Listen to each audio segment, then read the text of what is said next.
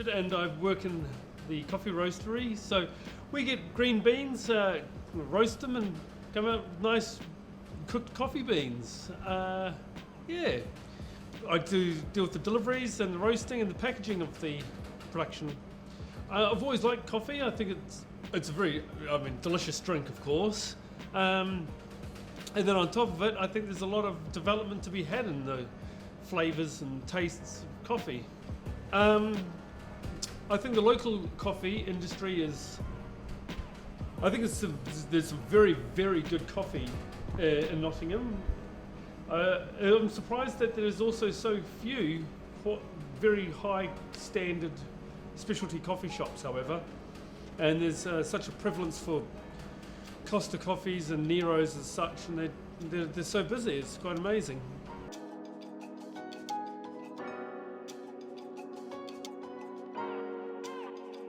So my name's Mark. I'm one of the directors of Stewart's of Trent Bridge and Blend, which is our coffee shop, our artisan coffee shop, which we have next door.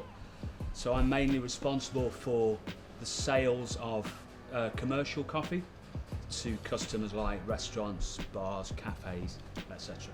I guess I always liked coffee culture, so I always liked the act of going out for a coffee. I liked looking at the surroundings, I liked good quality coffee, and I was fortunate enough to fall into a job where I could basically just elaborate on that and expand on it, which is great. The coffee industry as a whole is massive.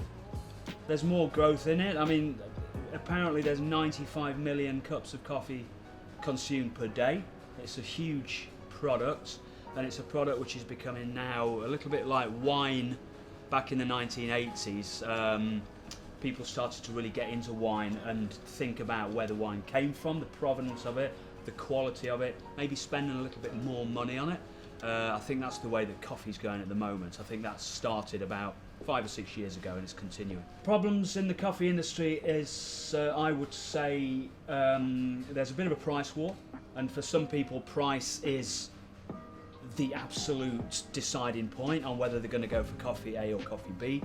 If you look at our company, we're a small company. We roast by hand, we pack by hand, we deliver a lot by hand.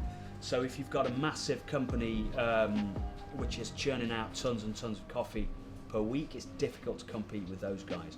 Globally speaking, and in terms of the environment, we're going to have some issues with coffee production in the next few years.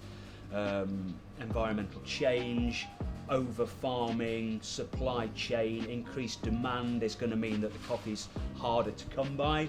So we're going to have some issues unless people act probably a little bit more responsibly. I think I'd like to see less plastic used in the coffee industry. I think there's too much plastic used.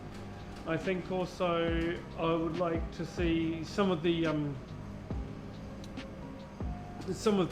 parts of the coffee, such as the chaff and the wastage of the ground coffee, more readily picked up by various individuals who wish to use them on their allotments. I wish people would actually, they say they would like to use them, but they occasionally don't come and actually fulfill that requirement. And I'd like to see that change. The massive chains, they have a complete different mentality on how they get their beans into the cup, for example. They're more, we're more focused on different flavours and evolving flavours rather than having a large, cheap product that is able to be reproduced in 50 locations. Independent coffee companies have their own identity. So if you start, what we did next door, we had a big white empty box. What are we going to do in it? I don't know. It took a lot of thought. We had to think about the customer experience, the customer journey. We had to think about how comfortable people would feel. Chains have a great market presence, and I think they have their own selling point.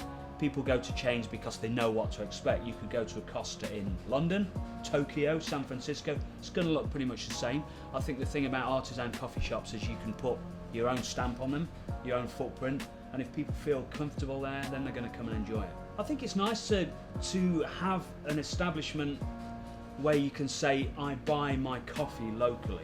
Now, a lot of people put a big sign up the wall and say, we buy local produce, local meat, local vegetables, etc. There's still a lot of establishments who seem to forget about that when it comes to the coffee, and that's not great. I think in Nottingham we're lucky to have quite a few good quality coffee roasters, so really why not support guys in your area who are just trying to make an honest buck and increase the quality of the product that you're having. In the future, the coffee industry, the independents will continue to excel, and those that enjoy their coffee will continue to hunt out the independents to experiment and try various new coffees. And I think the coffee industry will become a bit more technologically advanced again, and this will improve people's experiences in coffee. I think that the chains will always be there. I think the chains offer consistency and familiarity. I think a lot of small artisan coffee shops maybe will go down the route of having 2, 3, 4, 5 different outlets, and they'll become what's called a micro chain, if you like. As long as the quality's there, I don't really have any issues with that at all. I think that people will strive to treat coffee as with the respect it deserves. If you look at the way that coffee is grown and harvested and sent over, there's an awful lot of work behind coffee. There's a lot of hours, labour gone into the cup of coffee that you get.